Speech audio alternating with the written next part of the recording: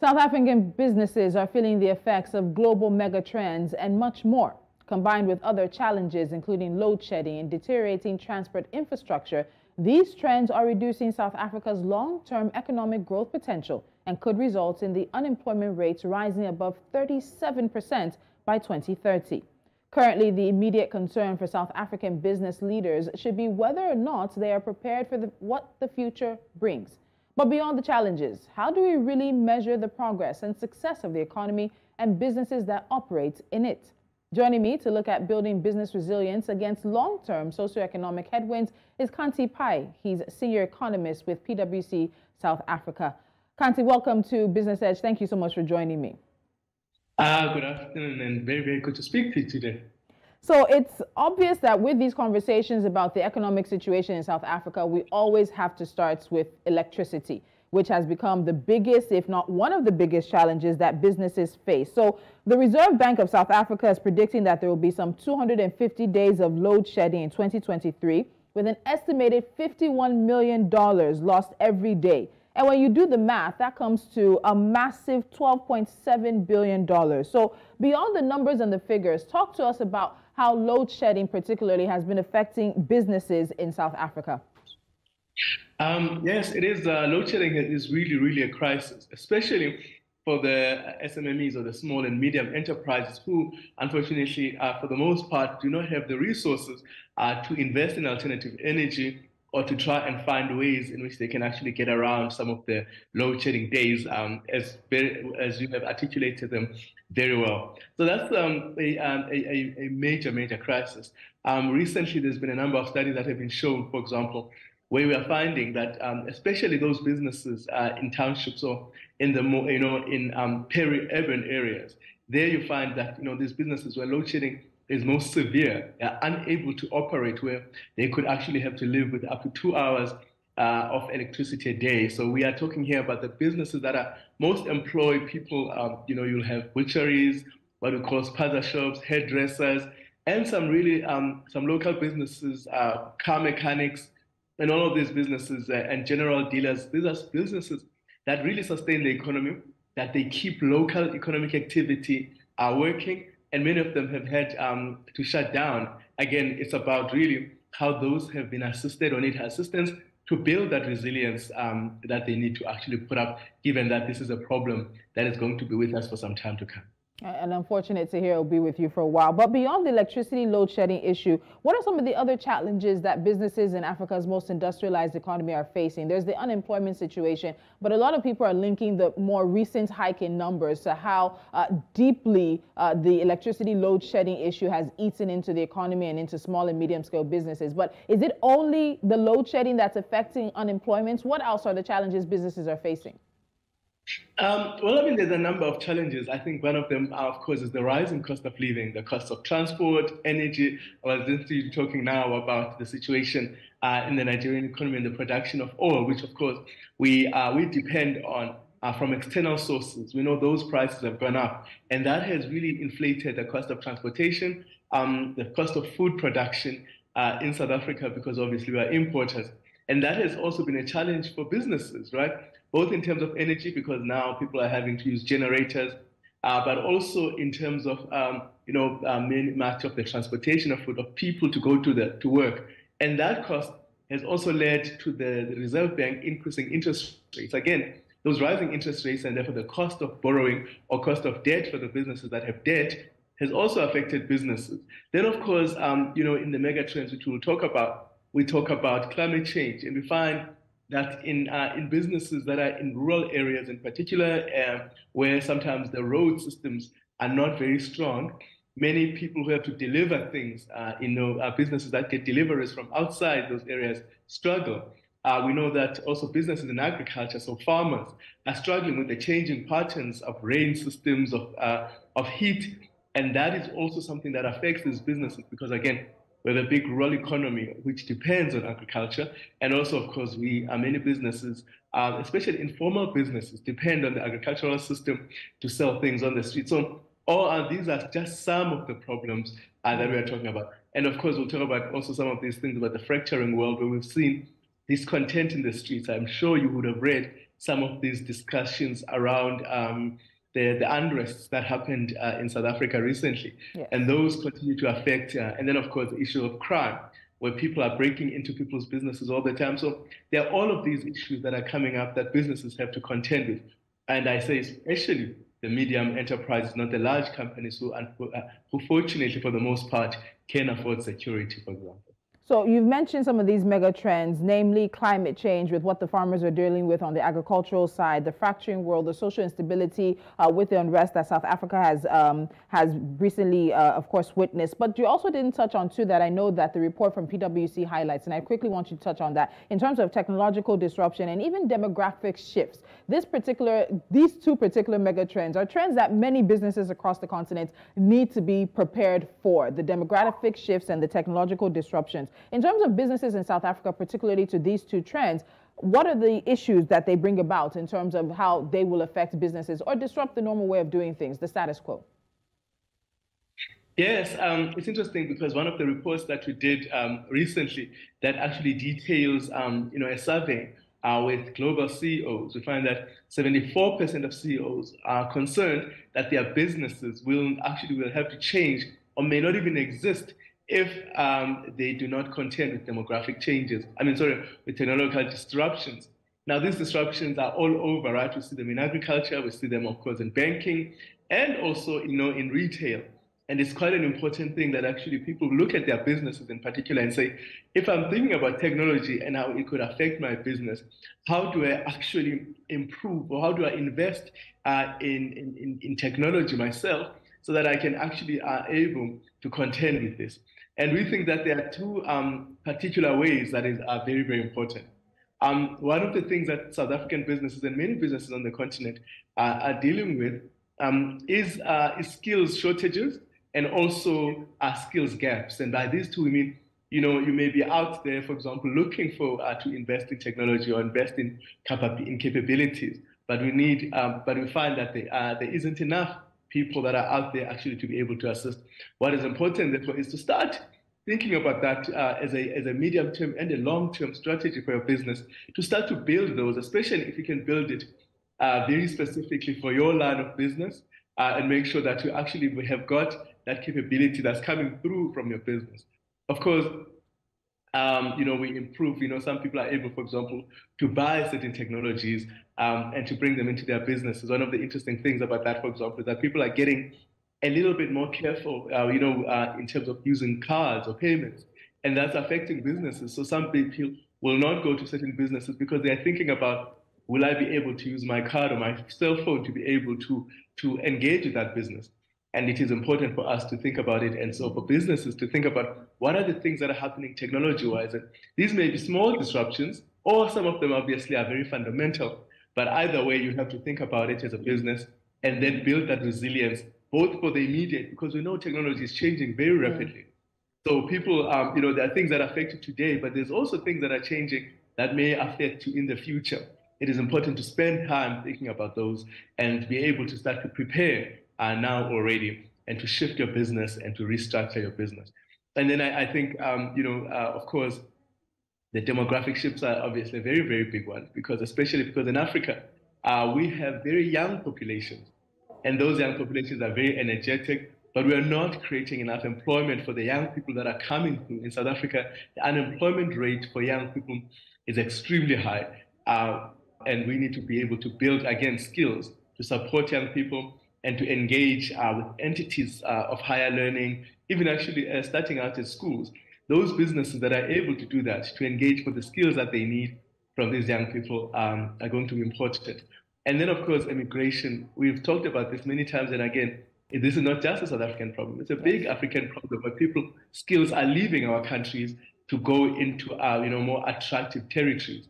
And we've got to do something about building skills and closing those skills gaps that are being created by the immigration, including also immigration, of course, because that also speaks to receiving skills that you can actually use perhaps in terms of transferring some of that knowledge that you may receive from immigration. So those are really, really important strategies that business must think about given all these trends that we're observing. All right, so the trends you're observing, but you also talked about being able to be resilient for the now. So let's talk about something that at this point should be affecting South African businesses. And Xhanti, I know you can tell us whether it is or not. So South Africa was recently greylisted by the Financial Action Task Force. And there are some expected consequences of the greylisting, which includes the increased cost of raising finance and even trading with global counterparts. Now, some of the challenges that South African businesses will face or may already be facing is what we need to look at next. So how do they work around this? So are South African businesses beginning to feel the effects of this greylisting, or is there more doom and gloom in the same, but we're not actually seeing those consequences really play out for the economy and for the businesses in particular? Well, we have not received a lot of the reports, but we know that South African businesses had seen this coming and they started to plan around it. One of the key areas that is going to affect us, and I think the data is yet to come out because this is just something that has just happened at the beginning of the year. So let's see when the data is available, has been the concern around investment. Remember, South Africa has an investment deficit. That means we require a lot of people to come out of the rest of the world to invest into the South African economy, whether they're buying businesses or investing into businesses or they're building factories in South Africa. That has been something that we need. Of course, it's really difficult at the moment to read that data, as we know that there's a lot of other disruptions. Of course, energy, for example, would have been a big constraint for investment. But certainly that will affect South Africans. Of course, it also, and you just mentioned it, issues of trade. That is going to be difficult for South Africa, for external partners to send us money in order to trade with South Africa. But that data is not yet available. But it's very clear which pathways that disruption will come through. And as I mentioned, receiving foreign direct investment is one way, certainly our trade relationships.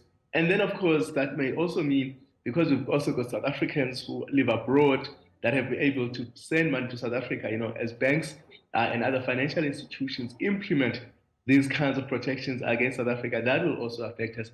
And we also know we've got people in South Africa who need to send money back home.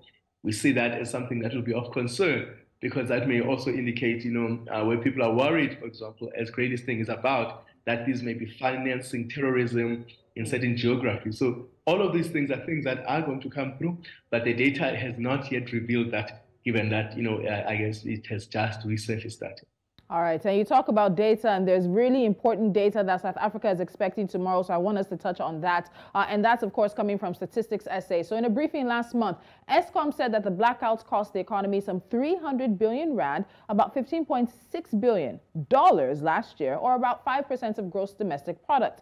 Now, while the country's power crisis started some 15 years ago, this year kicked off with South Africans suffering through the most devastating incidents of load-shedding power blackouts of between 6 to 12 hours a day. So tomorrow, Tuesday, June 6th, Statistics South Africa is expected to publish gross domestic product data for the first quarter of 2023. Some economists expect that another quarter-on-quarter decline on real GDP growth is what we're going to see for Q1 of 2023 due to the impact of electricity load shedding. What does that mean? This will result in South Africa being in a technical recession with 2 consecutive quarters of negative change in the real GDP. So, Xhanti, let me come to you. There's been conversation about whether or not technical recession is really in terms. Many people feel that across the continent, many economies or many people on the continent have been in recession. We've been feeling recessions in our pockets, but it just has not met the technical definition. With the data coming out tomorrow, are we expected to see a declaration of South Africa entering recession yet again? Quite correct, and I think you make a very, very important point. It's a discussion at PwC that we've had amongst as colleagues around the recession. Now, it's very important to recognize we've got a lot of data that feeds that tells us something about where the state of the economy is. So, for example, we think about industrial production, mining production, retail sales. This is all data that talks to how consumers are faring, how consumers are doing, are they buying things in the economy? That tells us about, obviously we know that, the mining sector is very important to South Africa. That sector in terms of production has been doing poorly. We've seen the unemployment numbers showing that also, some of the key sectors are struggling, retail sectors, because production that we've talked about, that also has come through. We know that the cost of doing business and inflation. So all of these numbers are important when we think about the economic activity that we are seeing in our country, and that the GDP, therefore, is just one big collation of these challenges that we may be seeing across the economy, including in agriculture.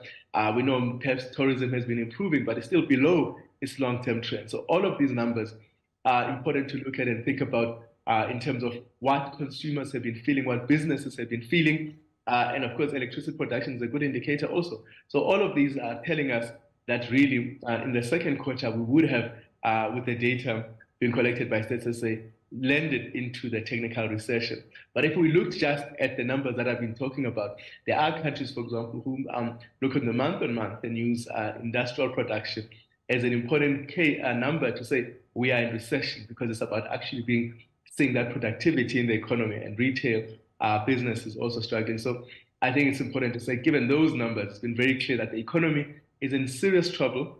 And this, as you have just rightly said, a confirmation of the conditions that many people would have seen in the first quarter in terms of what we've seen in businesses.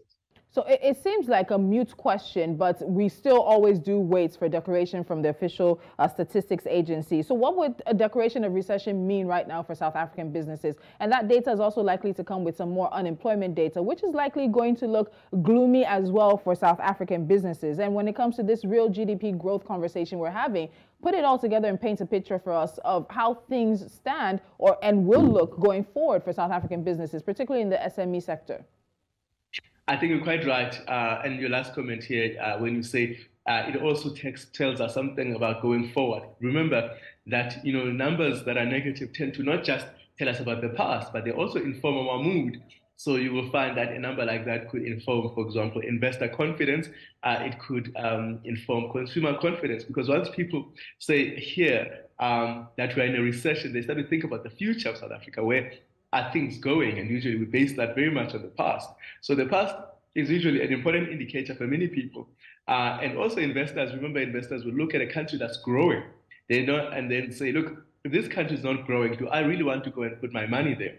And that really obviously is then is a self-fulfilling prophecy in some ways, because obviously you see that people are not investing in South Africa, and that may also then land us in a situation in which this continues to impact the country. So really, I think from the perspective of confidence, at least, that will affect the South African economy, because once you have those numbers coming in, when people are putting it in their thinking processes and their business strategies, looking ahead, it may very well be something that affects the outlook of the South African economy.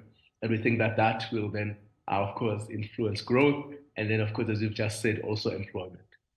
All right, so beyond the data, the numbers coming out tomorrow, this report that PwC has is about building resilience. And it's that kind of conversation that is very apt right now, particularly for South Africa's economy. So what are some of the solutions that the report lays out when it comes to how businesses can build a resilience, can find themselves through a recession, can find themselves through economic slowdowns? Take us through that.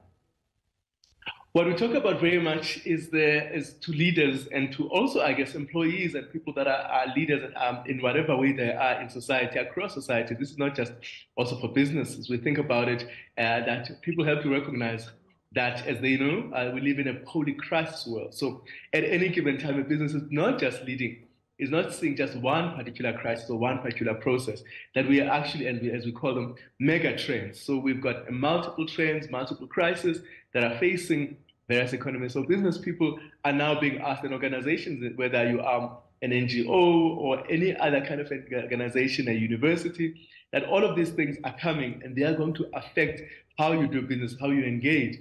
And so from that perspective, one has to then lead in a poly-crisis. And then we obviously list, as we've just mentioned, climate change, technological disruptions, demographic shifts, fracturing world, social instability. How do you then look at all of these things? Because they've got implications. For example, many businesses find themselves as exporters. So when we think about climate change in particular, we know that while it may affect local businesses through the changes that we have seen in terms of weather patterns, heat, so if you're in agriculture, but it also will affect businesses that are exporters. For example, the European Union has started to bring up legislation that will force its trading partners to be able to also pay extra taxes so that they can, because many businesses in the European Union are forced to pay taxes when they are not complying with climate change legislation and rules. And that actually, therefore, if you are an exporter to the EU, you struggle to compete with those businesses if South Africa is not, or you are not as a business, doing something that proves that you too are actually making changes in terms of climate change. So very importantly, businesses have to really spend time developing sector-specific and supply chain or business-specific interventions that will actually work towards mitigating and adapting to climate change, but also making sure that we are proving to our partners, including actually in the US and many other areas where they are taking climate change very seriously, that they will look at us and say, what are you doing? Because it is unfair competition if local businesses are mitigating and actually spending the cost, but there's nothing they're doing. So we're suggesting that businesses spend some time making sure that they are actually doing something or are putting measures in place to contend with climate change, because it's important, but also because it will affect the ability to be to compete globally where is the situation. We also then talk about issues of social instability. This is something that's also not just a South African problem, it's a global problem. And we think that there we may find, for example, risks in disruptions of businesses. There's also pressures to do something about, managing population. So there are all sorts of issues that we have to, and there we think businesses have to seek advice to look into their own business continuity. So what happens when there's a social crisis, when there's social unrest? Is your business fully secured? Is your business resilient enough to be able to sustain, for example, a number of days if it had to close? Or does it have systems, depending on what type of business it is, to be able to continue doing business under a situation of crisis or unrest that may be? And how do you actually communicate that strategy to make sure that you're also you are able to continue to do business under crisis? Okay. Of course, yes? No, go ahead, just wrap up. Okay, and then of course, I think one of the things we don't really think about, but that is very, very important, is to think about transparency. A lot of people want to know what your business is doing, where you are, what you are doing, how you're treating customers, how you're treating society around you at large, so that actually that also offers some level of protection when unrest hits, because businesses that are trusted in their environment tend to be protected by their communities. And that's very important to do. All right, so a lot of solutions there, but also a lot of issues, and something in that PwC report that actually is a common thread for many of us here on the continent, as you said: technological disruptions, climate change, social unrest, and so many other issues. So lessons we can all take from that. Xhanti Payi, senior economist with PwC South Africa, thank you so much for joining me today. It's been my pleasure. All right.